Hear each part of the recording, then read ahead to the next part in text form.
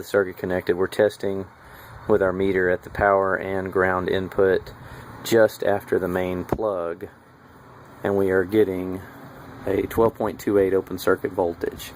Now I like to test at a solid voltage. You don't want to be changing your voltage while you're testing, because you're going to reference your source voltage when you're doing voltage drops across other parts of the circuit. So if you look here, we can change this guy between 12 volts and 9 volts, and I'll show you the meter while I'm messing with that.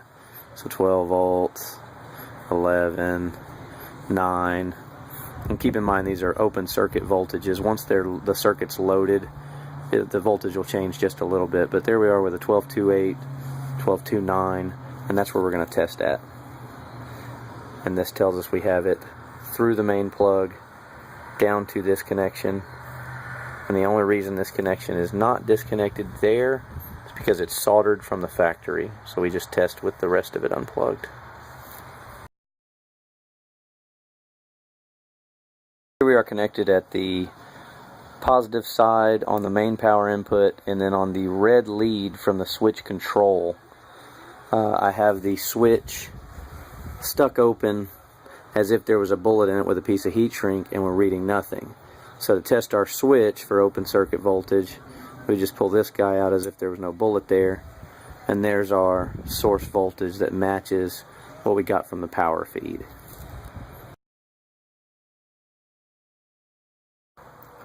Here we have our motor wired in and connected. We are checking voltage across the motor.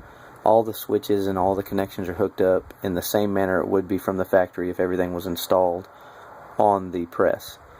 What we're going to test for is voltage across the motor. Since the motor is the only load in the circuit, we should see all of our source voltage drop across this motor once we turn the circuit on.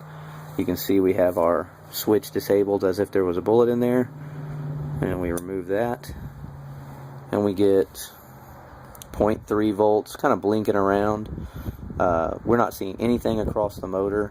That weird blinking voltage could be caused by the fact that our control box could have a safety circuit in it that would protect the system from a shorted motor.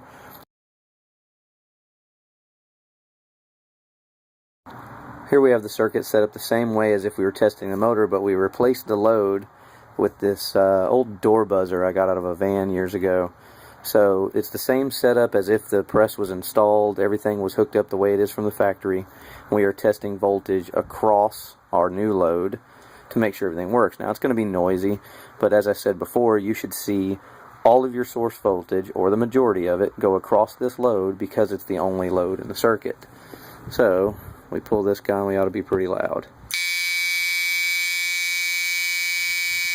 And we got 12.18 out of the 12.28 we were expecting.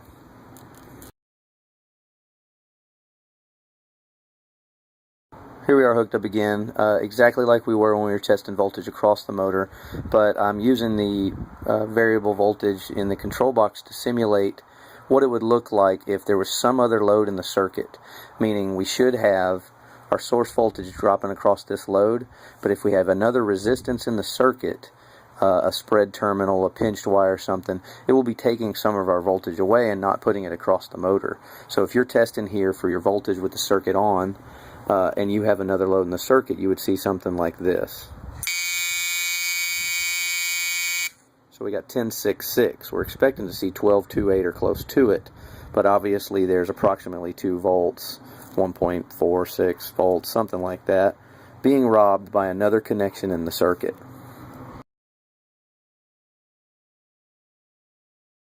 Okay, we're hooked up again, and we are checking voltage across this switch.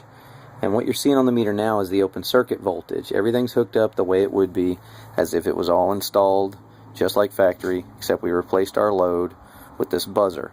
So to continue on to the idea of if we were missing voltage, if we showed 10 volts at our load instead of the full 12.28, we could actually voltage drop this switch here. Say we thought the internal contacts of that switch were robbing some voltage because of resistance.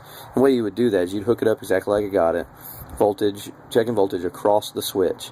Now you can't check a voltage drop unless the circuit's loaded. The reason we get 12.28 now is we're looking at source voltage. We're getting power and ground at that switch, and we're not delivering it anywhere, so it's not loaded. I'm pretty sure this switch operates great. I bet we don't even get any voltage across it. But this is how you would test it if you thought you had an internal problem with this switch. Let me pull this out and we'll get a buzz. 0 volts across that switch when we're loaded, so we are losing nothing. It's a perfect switch.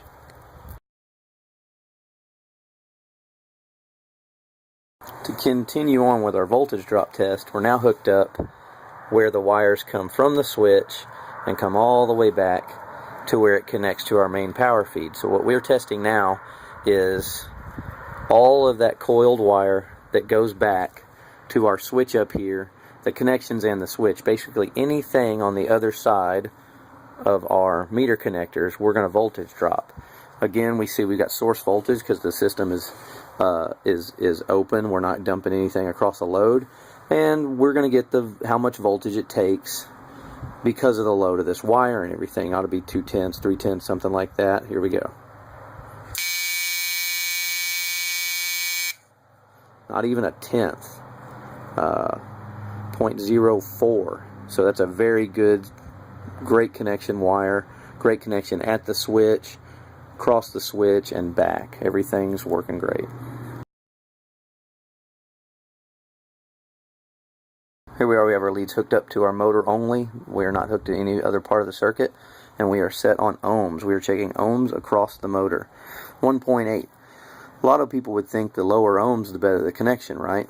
The problem with that idea is that you need some load for that motor to turn. So what we're looking at is we ought to have 50 to 80 ohms on this coil of wire, because inside this motor is a very, very long piece of wire wrapped around an armature that should be building a magnetic field for us. We ought to see 50 ohms, 80 ohms, I don't know, something. 1.8 is telling us we're shorted together somewhere in there. Instead of having a long, expansive wire wrapped around an armature, we've got that long, expansive wire that is touching each other somewhere and causing us to short across that and go straight to ground instead of loading up and building a magnetic field, which causes this motor to turn.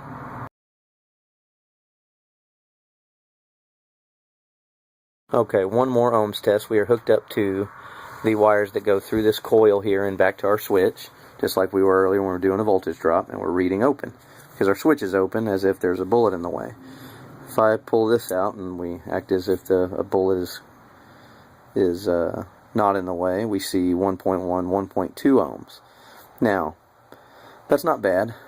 We saw in the voltage drop that it's a great circuit. The reason I bring this up is that checking ohms on circuits is a good idea, but you never know the actual capacity of the circuit until you load it.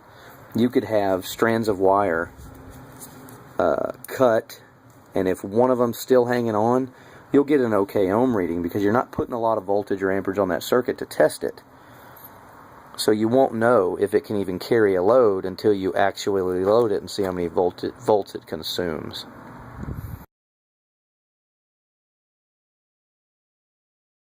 And to finish up, here we are connected to our buzzer that we use to replace the load. We're connected in ohms, and to give you an idea of what we've proven to be a good load, we have 49.3 ohms across that circuit.